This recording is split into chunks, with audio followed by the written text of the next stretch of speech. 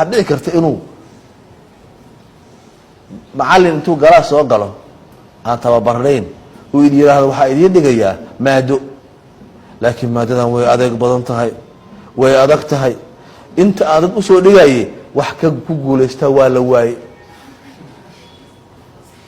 markaas qof kasta oo iska qaadanaya saas qof kasta macallina galaa soo galay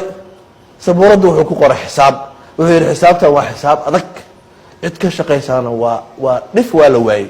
xataa dadka xisaab ku takhasusay iyo saantiisayaasha xisaab gacantii ka taageen ee ardadii sabuuradda ugu qoray ha laga shaqeeyo wax ka shaqeeyaa la waayey mar dambe wiil gadaal fadhiyey oo iska hordeysnaa ama madaxa soo qaba markii la bixi rabay markaasu wuxuu u qaatay in shaqo guri la isu diray homework exercise u qaatay in la isu diray wuu qortay gurigu u qaatay habeenkii oo dhan buu la fadhiyey wuu ka soo shaqeeyey subaxii macallinka u keenay haddii la fiiriyo waa sax muxuu ku guulaystay mataqaanaa wuxuusan maqlaynin way adag tahay ma maqal asagu maasas baashaan waa adag tahay isagu ma maqal intii waa adag tahay maqashay qisooyinka khiyaaliga ee la sameeyey waxaa ka mid a tartan rah ay sameeyeen oo barkad meel koraa loo tartamayey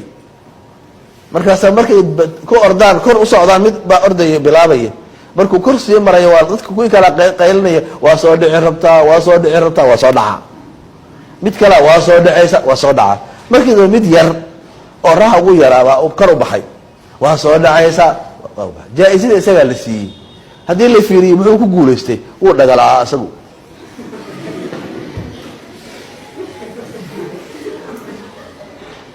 wuxuu u guulaystay isagu dhagama lahayn marka haddaa waxyaalaha qaarkood lagaa sheegayo ama dadku ay ku dhahayaan ama adii iska aaminta daa wax ku dhistaa waxba dhagaxa lagu tuurayo yuusan ku dhibinay guryo ka dhiso dhagaxa lagu soo tuurtuuro waxba yuu ku dhibinay guryo ka dhisa asaga laftiisa saas maaha inta adiga dhagaxa faham ha u qaadan maanta dhagamasha ku jira dhagaxa meel dhigo asaaba guryo ku dhisanaysaa dad badan ama waa lagu sheegi doonaa waxaa udhihi doonaa waxba qaban kartid ama adaa is odhanaya waxyaalaha salbiga lama fiiriyo dadka wax qabta dadka wax ka sheega taalada loo dhisay magaceeda ii sheega ee ku taalla meelaha dadka wax qabta ee dadaala dadka dhaha muxuu qaban karaa hadhow qofkii wuxuu qabtay qofkaas taalo ama iskool lagu magacaabay ama meel lagu magacaabay oo leeyahay meel heblo waxaa loo bixiyey qof hebel oo wax qaban waayey ma aragteen ma jiro marka waxaa ugu daran qof dadka laa yatamayaz walaa yuxibu almutamayiziin qofku ma raba inuu fariid noqdo dadka fariidka ahna ma jecla isaguna ma saca geesa weyn looda harka uma ogolo isaguna ma harsado fashal ha ka baqin fashal noloshu ka mid yahay fashalka waa dhacdo ka mida dhacdooyinka nolosha haddaa waa fashilma ad ku dhac waa fashilmaya waa fashilma waa fashilanta hadde